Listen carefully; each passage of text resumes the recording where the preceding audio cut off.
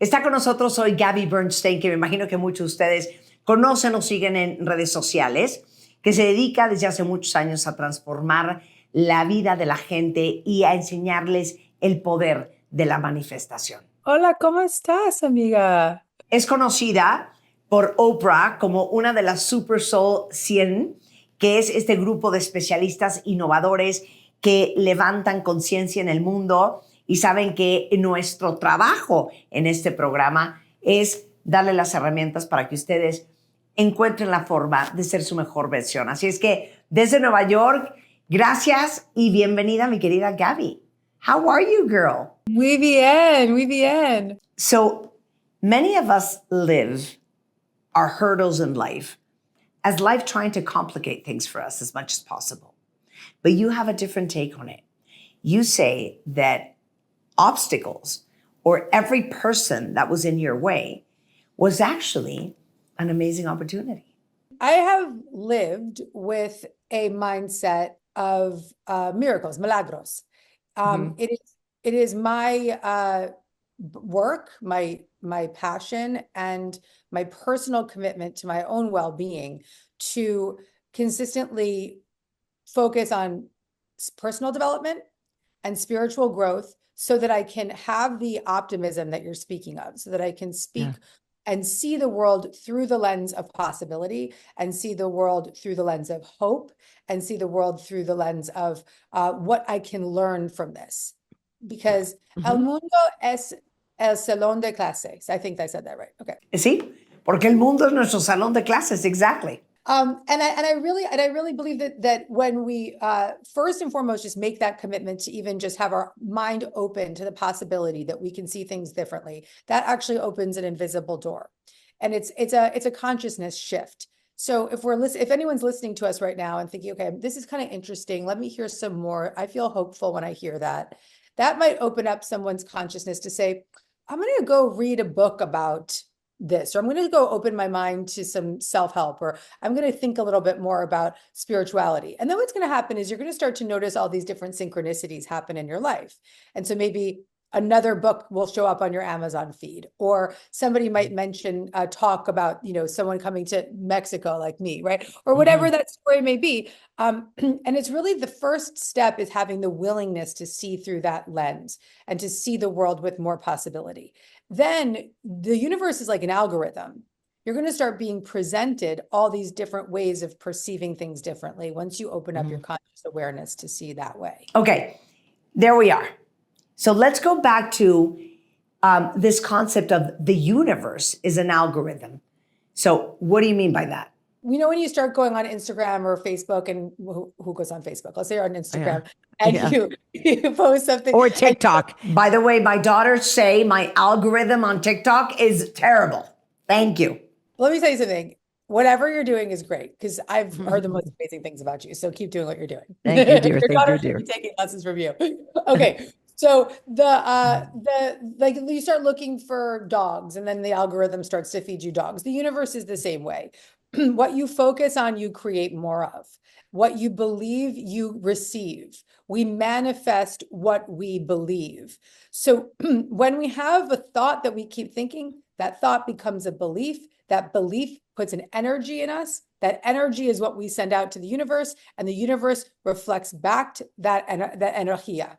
Well, there's actually something that we say in Spanish, and I'll try to translate that. What we fear the most will happen to us first. Yep. And that is because, according to your explanation, you're so focused on that you're pulling it back to you, and it ends up happening. Here's the truth. Are we creating fires in Los Angeles? No. Are we creating war? No. But when we collectively, as humankind, have negative thoughts, then it creates more negative thoughts, more negative energy. When on the individual level, let's say you and I right now are creating a connection. I really like you. I can't wait to meet you when I'm in Mexico City. This is a vibration that's positive. The people listening are going to feel that vibration, feel that positivity. And you know what? There's something really cool that you say. We need to change the perception that we have of what we think is a great life. And you could give us like a very educational example. Like, for example, when you lose your job and people think that that is the end of the world or like a curse and that it's absolutely just bad luck. But then there's another way of looking at it. Yeah, I like to say that obstacles are detours in the right direction. And so when we lose that job, I'll always congratulate somebody. I'll say, congratulations. Now is your chance to go and do the thing that really pulls your heartstrings, follow your purpose, find more passion. When people get a divorce, I say, congratulations. You've made a decision, a hard decision. And now with that new momentum, you can start to attract the love that you truly want, whether it's a love with another or a love with yourself. When something that is difficult happens, even really tragic things that happen, oftentimes people will go through those tragedies, whether it be maybe a diagnosis or moving through difficult circumstances. When they live through those circumstances with the optimism and the hope, they are much more inclined to find the miracles in the difficult times. And look, sometimes when we lose it all is when we can actually really create that new mindset because there's no distractions. I even gave a conference a few years ago talking about how to re-signify your story. And what I was trying to explain to the audience is you can decide how do you want to tell that story to yourself in order for the story to have a meaningful, higher, more constructive purpose. Like, what do I mean? I mean, I can say, I got divorced when I was 32. My husband deceived me because he was not what I needed him to be. I ended up with 2 kids all by myself, having to work my butt off for the rest of my life. Or I can say, I thank and I bless this man because thanks to him and everything he was, everything he wasn't, everything he did, everything he didn't, I have discovered the woman I am. I discovered this internal power. And now I have 2 beautiful daughters. And thanks to, the pressure that I felt at the time and moment, I became who I am today. So those are 2 ways of seeing, the same obstacle. See, I always like to say that you can choose again. You can witness the negative thoughts that you have on repeat. And then the second step is to forgive yourself for having that thought. Like, oh, okay, that's a negative thought. I'm going to forgive myself. Yeah. And the third step is to choose again. You just reach for the next best feeling thought. So the example of the divorce, and I'm mad about it and I'm upset about it. Okay, notice it. Forgive yourself for having that thought. And then choose the next best feeling thought. The next best feeling thought is, well, this is my chance to fall in love with myself. Or this is my chance to take care of my health and get on my own path. And this is my chance to manifest the love I truly desire. And that level of thinking requires a undoing, like you were saying. It's a reformatting. It's a reframing. Also, so basically you can apply this 3-part step in anything that happens in your life. Yes. Anything that's happening, because it's not going from, here's the important thing, Martha, you're not going from I'm broke to I'm a millionaire, right? You're going from the belief I'm broke, forgive yourself for having that thought, and then choose the next best thought. The next best thought is, well, I have LinkedIn and I can reach out to people on LinkedIn. And I have a resume that's pretty strong, so I can go send that off to a friend. And I have access to Martha's challenge for making money. These are the thoughts that bridge you back into the positive thinking and the positive belief set. But you're not going to jump from I'm broke to I'm a millionaire, because your brain, your ego, your fear is going to be like, no, right? But when we reach and you gently reach and gently reach and gently reach, we guide our thoughts back to positivo. So there's something I've always said on the show, and it's that we are the result of the 5 closest people that surrounds us. And you always say you have to surround yourself with positive reinforcement and positive support.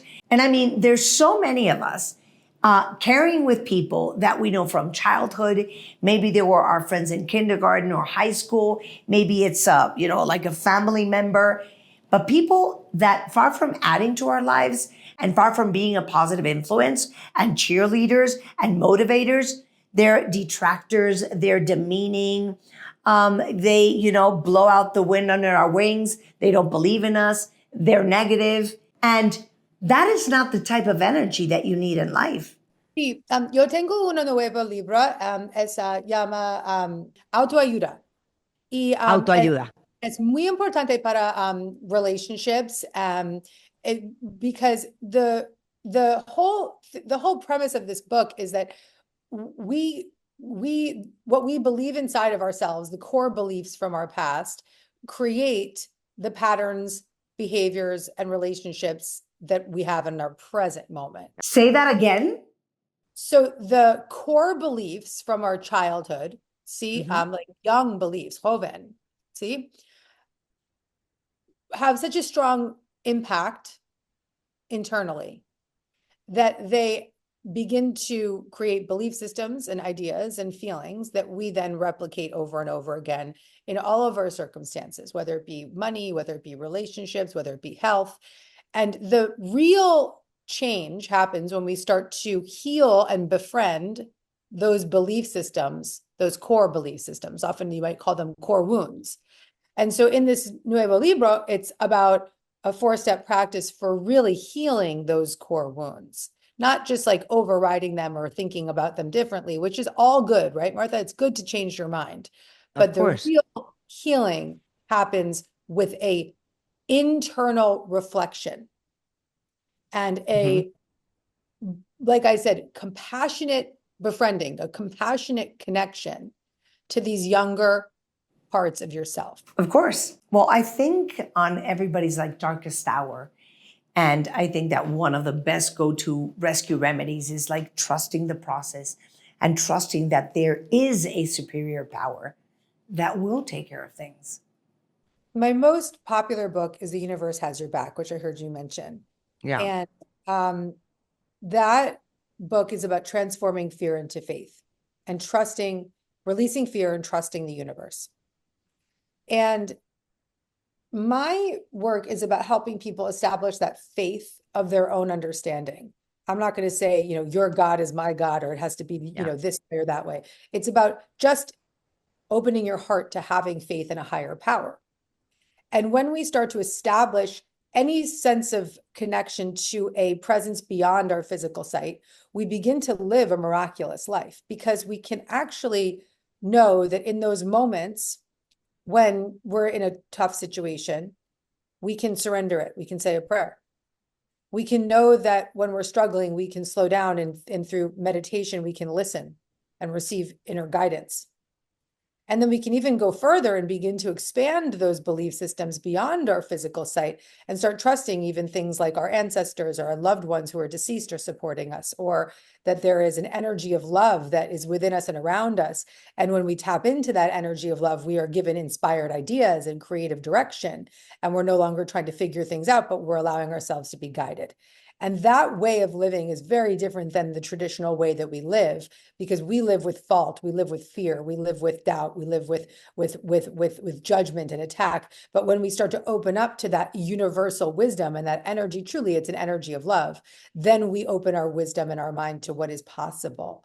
And we begin to vibrate at a new frequency. Now, these might sound like kind of spiritual jargon, but it's true. It's real. I swear by it. I stand by it. And the resonance of the way that I speak this, I hope resonates with the listener, whether they hear me in English and they understand it, or they just feel the vibration of what I'm saying. My dear friend, thank you so much for being on the show. Thank you so much for sharing your knowledge with us. I send you a big kiss all the way to wherever you are. Esa es mi nueva amiga. Exacto.